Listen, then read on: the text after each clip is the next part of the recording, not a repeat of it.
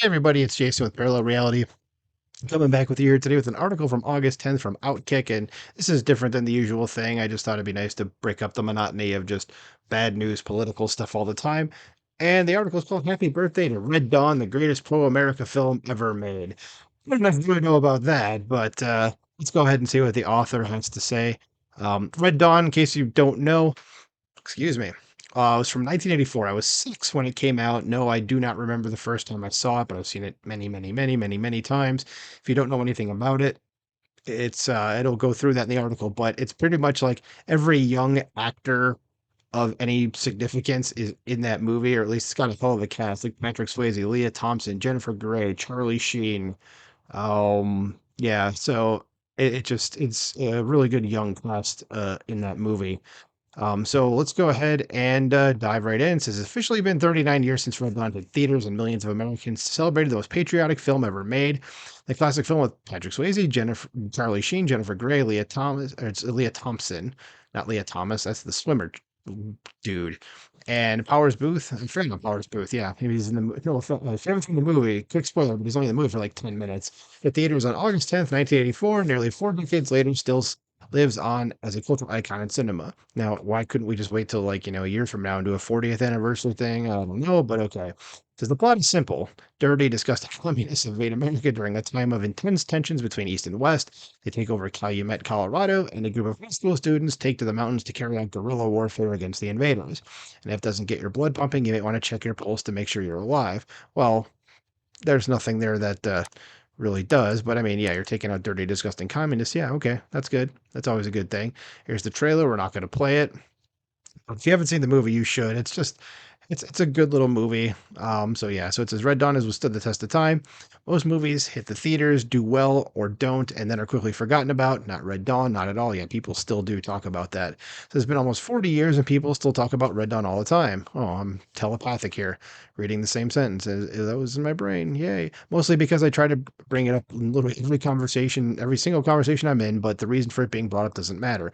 Well, if you're bringing it up in literally every single conversation you're in, like something's wrong with you, dude. I mean, it's not one of those movies that like you gotta see this. It's not like we're talking Citizen Kane or On the Waterfront or something like that. It's Red Dawn. I mean, compared to those other two movies, it's like way down the list. It could be your favorite movie, but it's certainly not like one of the best that should be brought up. Even if it was your favorite movie, why the hell are you bringing it in every conversation? Even with my favorite movies, I don't bring them up in literally every conversation I'm in. I know he's exaggerating, but still, it's like that's kind of just a weird thing to write there. Because all that matters is that it's the kind of pro-America film that Hollywood would never make these days. It's very literally the dream of so many young kids. What, to destroy commies? Yeah, sure, why not? It should be everybody's dream. Let's get a group of friends together, get some rifles, and hit the commies. What could possibly be more American than that? Of course. He says I was about 6 years old the first time he saw Red Dawn. I don't know when that is, but I know I was 6 when it came out. Again, I don't know. I don't remember the first time I ever saw it. And he says, my uncle showed it to me and I was immediately hooked. It was instantly clear to me that it was the coolest movie I'd ever seen at that age. And now 25 years later, okay, so he's probably 31 then. Red Dawn remains the coolest movie I've ever seen. Says there have been more than a few nights where the light beers are flowing, and that means only one thing: Red Dawn is coming. And he has a tweet here says, "Yes, I am currently watching Red Dawn. No, I will not apologize for it." As you shouldn't.